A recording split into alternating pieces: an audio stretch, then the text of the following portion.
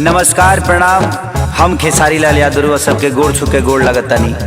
अपना देश में अजीब सिस्टम हो गई आज के डेट में, चाहे वो महाराष्ट्र होके, बिहार होके, यूपी होके, चाहे कोनो राज्य होके, मंदिर के गेट ना खोली लेकिन रैली टाइम से निकल जाता। बताई ब्यास लोग के प्रोग्राम के परमिशन नहीं खे, लेकिन ये लोग के हल्का कहा जाला बाबू नॉमिनेशन टाइम से हो जाता। का सिस्टम आ गई बा बताई। हमनी के माई के पूजा करे खातिर भी सरकार से परमिशन लेके पूजे के पड़ी।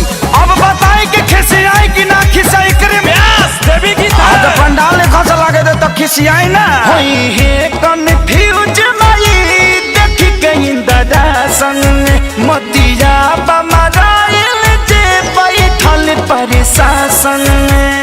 दबी मैया जिंदाबाद जिंदाबाद जिंदाबाद होई है कन्फ्यूज माई देखी के इंदरा संग मतिया बमराइल जे बैठल प्रशासन। जब नइखे परमिशन माई के आसन के त कैसे छूट मिलल बा नेता लोग के भाषण के, कैसे छूट मिलल बा नेता लोग के भाषण के। दबी मैया जिंदाबाद जिंदाबाद जिंदाबाद अरे भैया जिंदाबाद जिंदाबाद जिंदाबाद। अड़हुल फुलवा कहाँ चढ़ेगा लाल चुनरी कहाँ चढ़ेगा।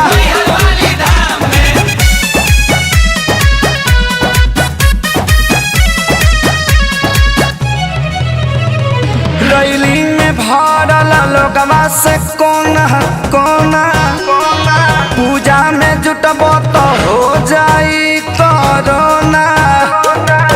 भांग खा के कानून बनावत रहलो। रैली में भरल लोगवा से कोना कोना, पूजा में जे जुटबो तो हो जाई कोरोना।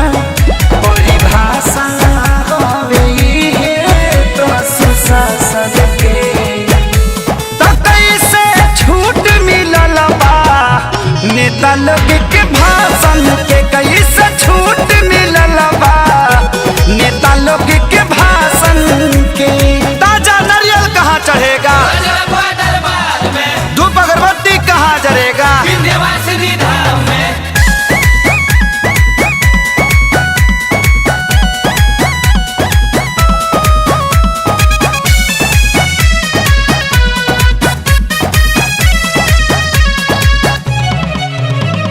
सोनू विकास बाना से पलो गवाला गल यादव राज कुंदन सरकार भइल बा पागल। सोनू विकास बाना से पलो गवाला गल यादव राज कुंदन सरकार भइल बा पागल। भइल दुनिया बाके सारी